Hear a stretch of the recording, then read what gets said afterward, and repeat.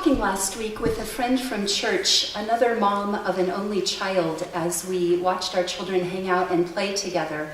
There was, as always, intermittent bickering, but mostly lots of plotting and camaraderie. We shared our delight that our children, who don't have siblings or nearby cousins, are building these cousin-like relationships at church. Speaking with other adults here, it's true for many of us. We love these High Plains kids. We love watching them race around and clobber each other after church. Love how at home they feel here. It is trite to talk about children being the future, but like many trite things, it's also true. All of you here, from weeks-old Karis and Dominic and William to our high schoolers and college kids, you are precious to this community. On this New Year's Sunday, I'm lighting the chalice in celebration of you being here and the friendships that you all create among yourselves.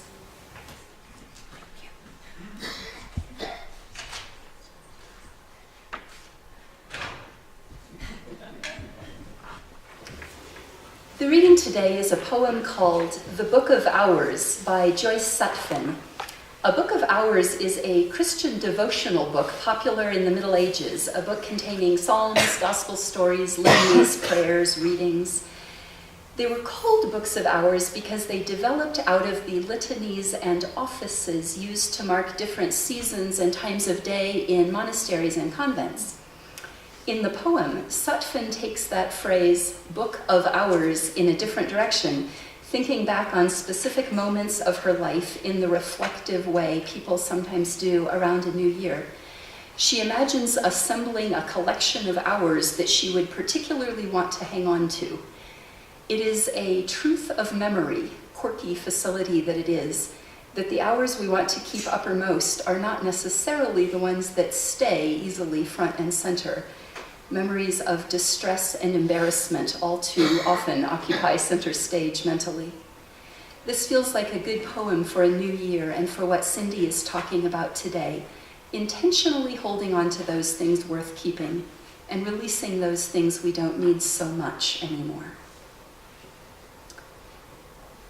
There was that 1 hour sometime in the middle of the last century. It was autumn, and I was in my father's woods, building a house out of branches and the leaves that were falling like thousands of letters from the sky. And there was that hour in Central Park in the middle of the 70s. We were sitting on a blanket, listening to Pete Seeger singing, "This land is your land, this land is my land," and the Vietnam War was finally over.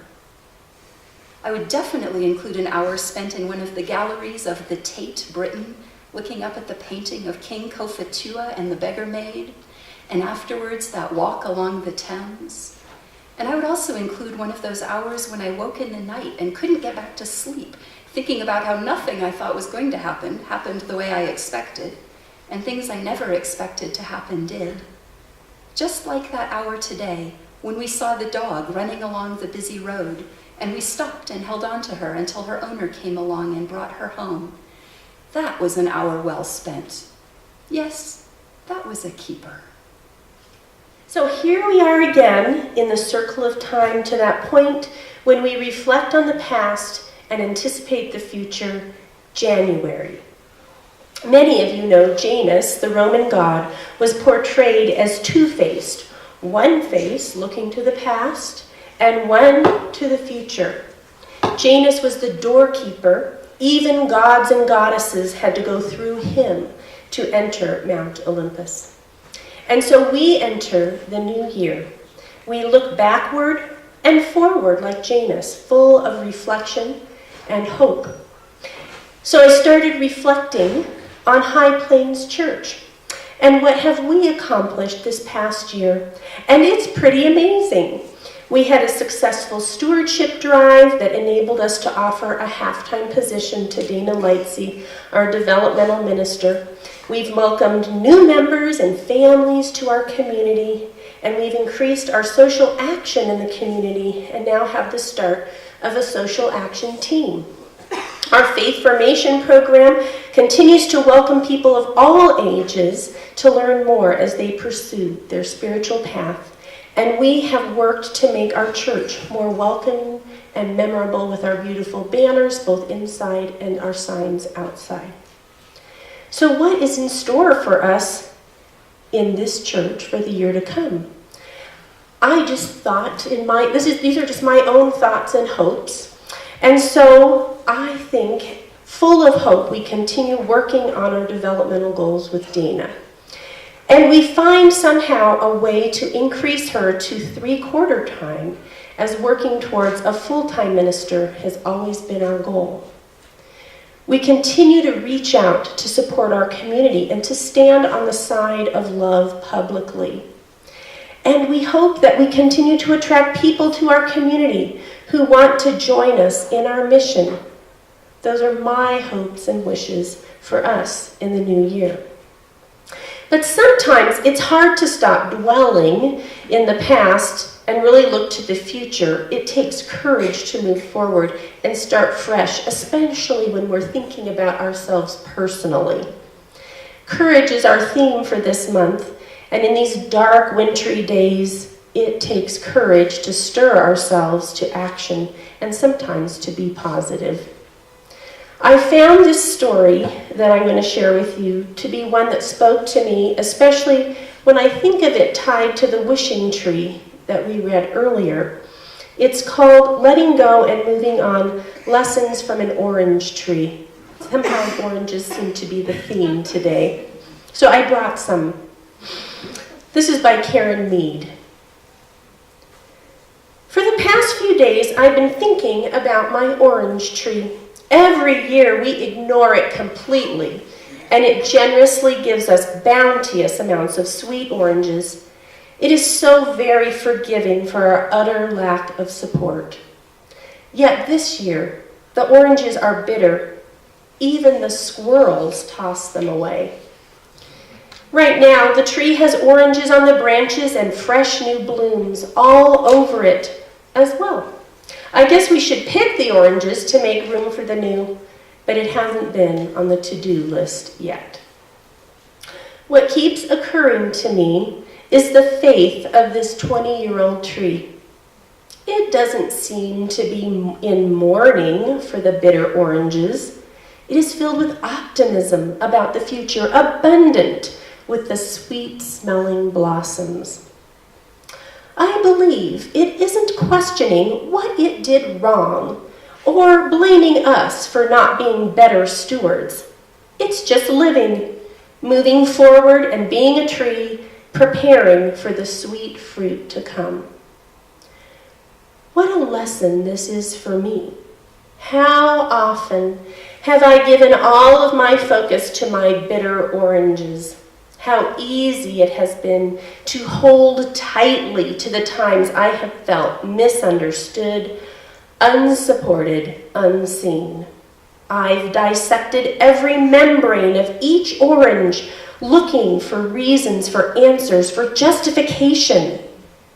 A business relationship that failed, broken apart by different expectations and a lack of honest communication.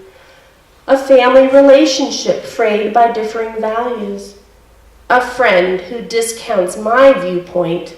I have so tightly held to my hurt, my indignation, my shame. I filled my basket with these bitter oranges and carried them with me everywhere I traveled. A heavy load indeed. I have not noticed that all around me are new blooms, ready to make new oranges. I could not see the possibilities of new relationships based on what I had learned from the past.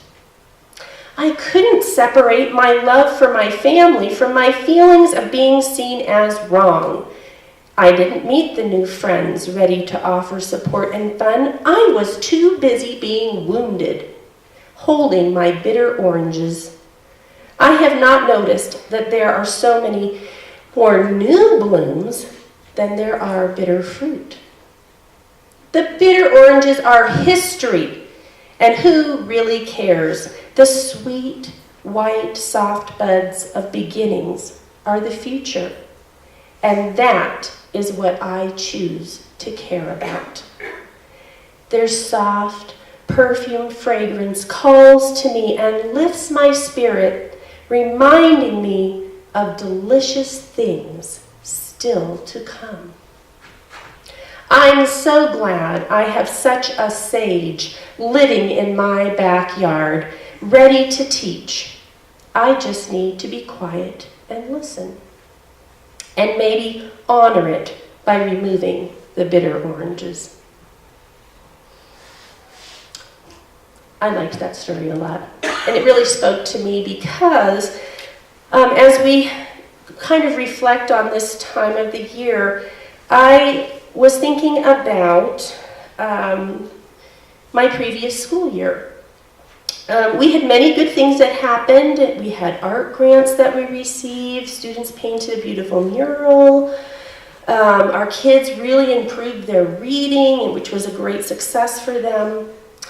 But my staff and I were really burdened with a number of personal tragedies. The daughter of one of my teachers was killed in a tragic accident. Several parents of staff members unexpectedly died. 2 teachers broke bones at school, one a leg and one a wrist. Illness and sadness seemed to fill our hearts. All year we kept talking about these difficult situations, and it was good that we supported each other, but we didn't focus on the positives that were happening around us with students and with each other. Focusing on those distressing events kept our energy down, and it didn't help us support each other better. It made our burdens heavier, like those bitter oranges. At the end of the school year, though, the staff sat down and we reflected on the year in 2 ways. First, each person wrote down one thing that they wanted to set aside from that year, something they wanted to let go of. They wrote that down on a slip of paper, and we collected them in our compost bucket to add to our school's compost bin.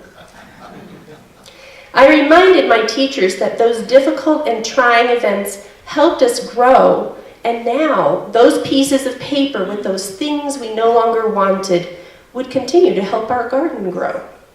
Even those little leftover bits can do something positive in our lives. And then the second thing that we did was to write down something good from that year, something they were proud of or that brought them joy. And these slips of paper were attached to flowers to represent the blooming and flowering of those good things that happened that year. People shared their joys and their hopes for the future. It was a beautiful way to wrap up the old school year and begin to look forward to the promise of a new year. So now, I would like to invite you to take a deep breath.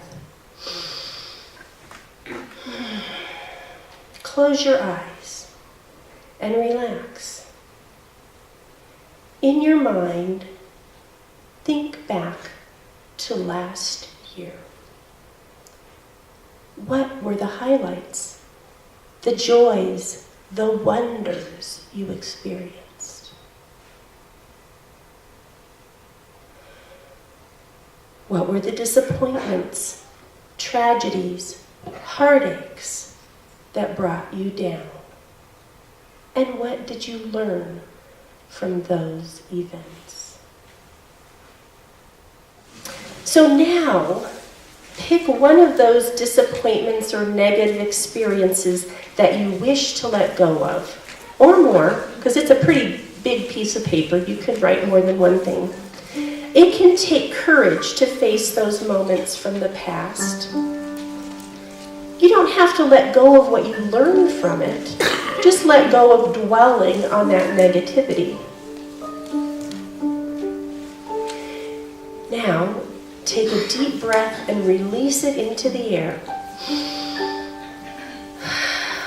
Just like you are releasing this thing that weighs you down, and write it on your paper. Next, tear it up into small pieces and hold it in your hand.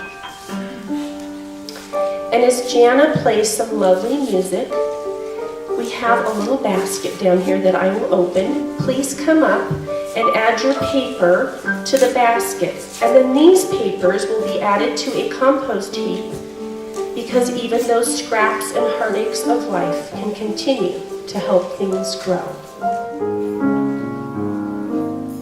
Thank you, Jana. And thank you, everyone. Now take another cleansing breath.